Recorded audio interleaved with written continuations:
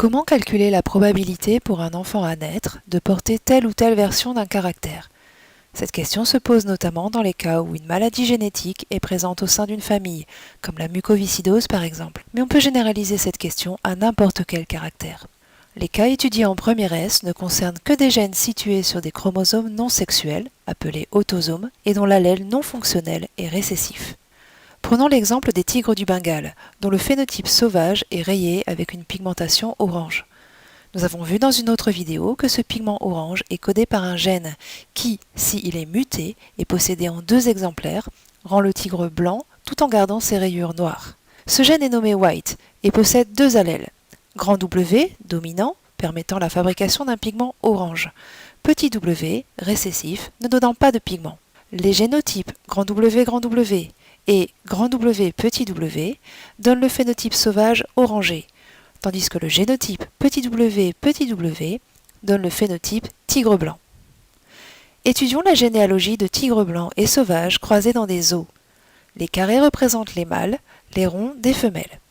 Comme on peut le voir ici, le nombre d'individus blancs étant limité et tous dans des os, le recours à l'union consanguine est fréquent pour augmenter la probabilité d'obtenir des tigres blancs. Une formule est à connaître pour calculer la probabilité qu'un fœtus à naître soit homozygote récessif, soit dans notre cas de type tigre blanc. Il vous faut trouver la probabilité que le père porte l'allèle récessif, multipliée par la probabilité que la mère porte l'allèle récessif, multipliée par la probabilité que le fœtus soit homozygote récessif en fonction du génotype des parents.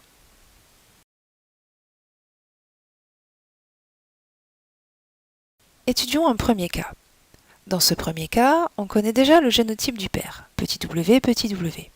La question se pose pour la mère, est-elle grand W petit w ou grand W? Le couple a déjà un petit tigre blanc. On sait donc avec certitude que la mère est hétérozygote, grand W petit w. Elle a fourni l'allèle petit w à son petit. Ainsi, les 2 premiers éléments de la formule ont une probabilité de 1. On réalise alors un tableau de croisement entre les 2 parents. Le père ne peut fournir que l'allèle petit w dans tous ses spermatozoïdes. La mère fournit pour moitié l'allèle grand W et pour moitié l'allèle petit w dans ses ovules. Lors de la fécondation, on obtient donc 2 génotypes possibles, grand W petit w ou petit w. La probabilité que le petit tigre soit blanc est donc de 1,5. Si on reprend la formule, on obtient 1 fois 1 fois 1,5 égale 1,5. C'était facile, mais dans ce cas, nous connaissions avec certitude les génotypes des parents. Or, il n'est pas toujours facile de savoir si les parents portent l'allèle récessif ou pas, et là aussi, il va falloir calculer des probabilités. Voici un autre exemple. L'arbre étant plus complet, les numéros des générations et des individus ont été ajoutés. Le fœtus à naître est ici issu d'une union consanguine entre 2 tigres de phénotype sauvage. Mais on peut voir que parmi les différentes générations, il y a des tigres blancs. Quelle probabilité le fœtus grand 3-1 a-t-il d'être un tigre blanc? Les parents grand 2 et grand 3 sont issus d'un couple de tigres orangés qui ont déjà eu un petit tigre blanc. On sait donc avec certitude que les parents grand 1-2 et grand 1-3 sont hétérozygotes. Grand 2 et grand 3 le sont-ils aussi? Faisons un tableau de croisement pour en connaître la probabilité. Les parents sont tous 2 hétérozygotes, donc fournissent chacun à leur gamète pour moitié un allèle W et pour moitié un allèle petit w. Lors de la fécondation, on obtient donc 4 génotypes, dont 2 sont identiques. Comme nous savons que grand 2 et grand 3 sont de phénotypes orangés, on peut éliminer une case. Ainsi, il y a 2 probabilités sur 3 pour qu'ils soient hétérozygotes. Et leur petit, sera-t-il blanc? Reprenons le même tableau. Suite à un croisement entre 2 hétérozygotes, il y a une probabilité sur 4 que le petit soit homozygote récessif petit w. Si nous reprenons notre formule, nous obtenons donc 2 tiers fois 2 tiers fois 1 quart égale 1 neuvième. Nous avons donc une probabilité sur 9 que le petit soit un tigre blanc. Alors nous avons vu 2 exemples parmi les plus simples.